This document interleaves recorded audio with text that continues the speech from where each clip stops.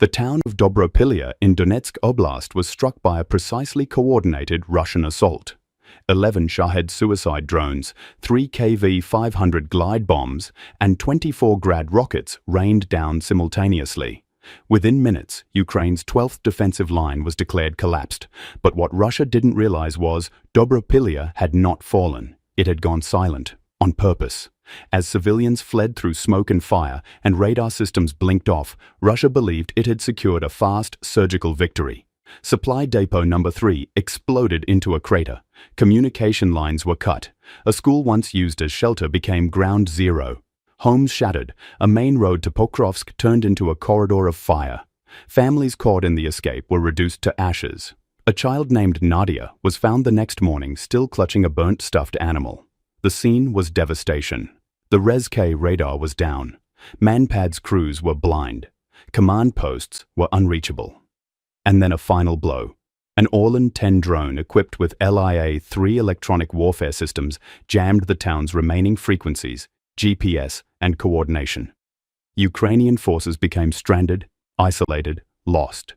Dobropillia turned red on the map, lost. But it wasn't defeat. It was a trap.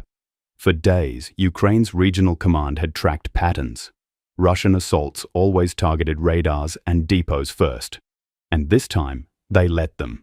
Surface communication was intentionally severed. Underground, a backup command network, encrypted, invisible to Russian jamming, remained active.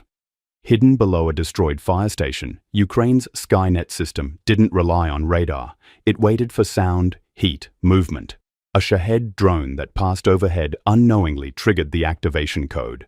M777S artillery crews stood by. Sparta drones hovered quietly overhead, disguised as civilian tech. Gravehawk missile units remained dormant inside industrial trash bins. Then, 2 minutes after Dobropillia's fall was confirmed on Russian maps, Ukraine struck back.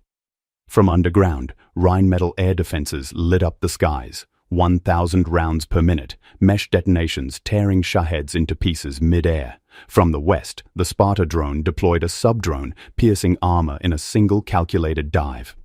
A Su-25 was shot down in one strike. The skies turned into a kill zone. In 12 minutes, 40% of Russia's airborne recon was gone. No time to retreat. No way out. Excalibur shells fired from behind Pokrovsk, with only 1.5-meter error margins, erased Russian command nodes one by one. ZM-500 combat robots, hidden in sewer lines, activated. They opened fire within 80 meters, surgically, ruthlessly, without mercy. But not everything went as planned. One Sparta drone lost contact. A volley of friendly fire landed dangerously close. A squad went blind on the map. 2 Lancet drones tore into the unprotected line. ZM-500 robot number 3 was hit, disabled at a critical point in the town. And still, Ukraine did not give up. Backup drones were deployed. A logistics squad sprinted through open ground to shield the frozen robot. One soldier, name still unknown, took the hit for the entire formation, buying Ukraine just enough time to re-coordinate artillery fire. By dawn, Dobropillia had been reclaimed. 4 aircraft downed. 13 drones destroyed, over 70 Russian soldiers lost. But what the world remembered was not just the numbers, it was what happened next. A drone spotted a wounded Russian soldier left behind. Instead of launching a final blow, it dropped a water bottle and a note, "Surrender. Follow me." The soldier lived. That act echoed far louder than artillery. It wasn't just a counter-offensive. It was a declaration of humanity. NATO responded. Ukraine received new air defense systems, but the people of Dobropillia valued something else more. They could finally emerge from 4 months in shelters and hear roosters crow again. Victory is not always about firepower. It's about the choice to remain human, even when surrounded by inhumanity. Ukraine didn't just retake Dobropillia. They showed the world what real strength looks like. So, what do you think is stronger in war? Firepower or the mind?